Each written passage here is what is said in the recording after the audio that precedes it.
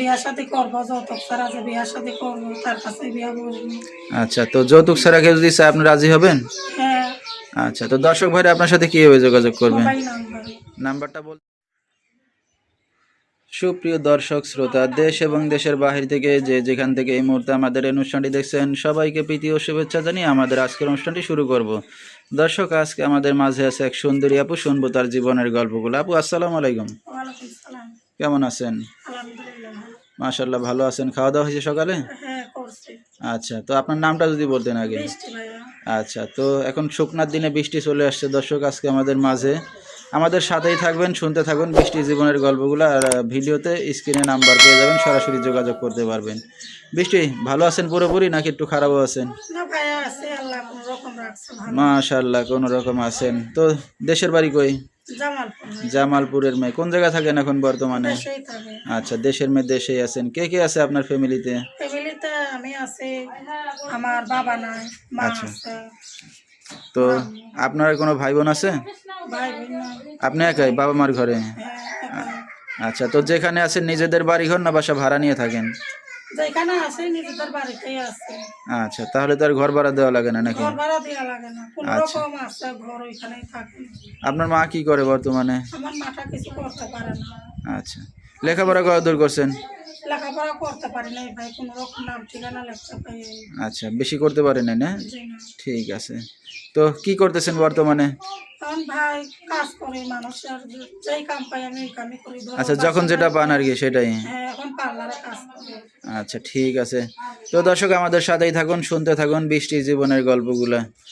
তো বৃষ্টি নিজে কাজবাজ করে চলতেছেন, মা তো কোনো কাজবাজ করে না এই বয়সে। তো বিয়ে শাদী হয়েছে কিনা বৃষ্টির? বিয়া শাদী হইনি ভাইয়া। এখনো বিয়ে শাদী করেন নাই? কি বলেন, এই বয়সে এখনো বিয়ে শাদী ছাড়া থাকেন? যৌতুক চাই, মানুষের যৌতুক দিতে পারি না, গরিব এই কারণে? আচ্ছা, যৌতুক হইলে মানে বিয়ে শাদী হয়ে যেত নাকি আরো আগে? হ্যাঁ আরো আগেই বিয়া হয়ে যায়।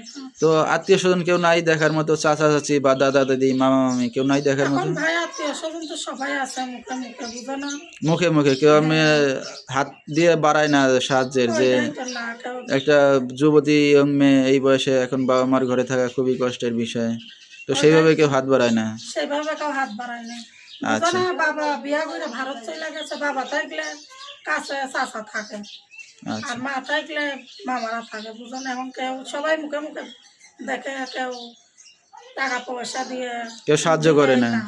আচ্ছা, তো এখন এই যে আপনার মিডিয়ার সামনে আসছেন, আপনার মা জানে?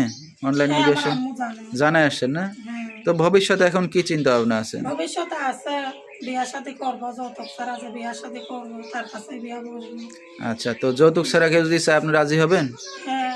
আচ্ছা, তো দর্শক ভাইরা আপনার সাথে কিভাবে যোগাযোগ করবেন? Mobile number. নাম্বারটা বলতে পারবেন আপনি? আপনিই বলে দেন। আচ্ছা, তো দর্শক, আমরা শুনতেছিলাম বৃষ্টির জীবনের গল্পগুলা। যেহেতু বৃষ্টির বাবা নাই, মা আছে, অসহায়, খুবই গরিব ফ্যামিলির একটা মেয়ে, দেখার মতো কেউই নাই। তো কেউ যদি তার পাশে এসে দাঁড়াতে চান বা দায়িত্ব নিতে চান, আমি নাম্বারটা বলেছি, এই নাম্বারে যোগাযোগ করলে বৃষ্টিকে পেয়ে যাবেন। 0133263005। তো আমি নাম্বারটা আবারও বলেছি, 0133263005। এই নাম্বারটাই হলো সুন্দরী বৃষ্টির। তো বৃষ্টি, রাত বেরাতে অনেক দর্শক আপনাকে ফোন দেবে, কোনো সমস্যা হবে আপনার? না ভাইয়া সমস্যা নাই। আচ্ছা, তো আমরা অনুষ্ঠানের একবারে শেষ পর্যায়ে কিছু বলার আছে আপনারা? না ভাইয়া বলার আর কি থাক, এখন যে আমার পাশে দাঁড়াইবো সেই ফোন দিব। আচ্ছা, তো যে পাশে থেকে ফোন দেবে তারটাই তো রিসিভ করবেন নাকি? আচ্ছা, তো দর্শক, বিস্তারিত জানতে সরাসরি ফোন করবেন। আজকের মতো এখানেই শেষ করছি। আসসালামু আলাইকুম।